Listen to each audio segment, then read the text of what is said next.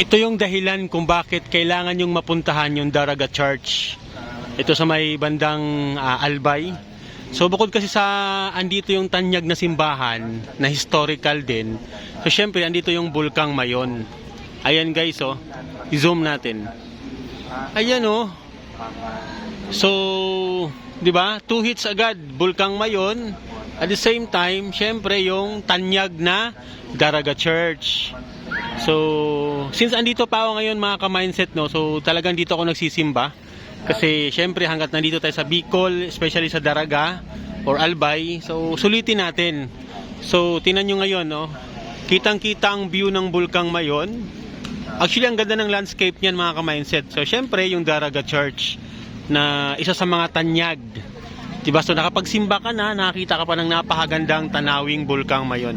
So, yun lang ang lagi kong payo sa inyo mga ka-mindset. Pag napunta kayo ng Bicol, especially sa Albay na area, huwag niyong hayaang hindi mapunta yung Daraga Church. Ayan po.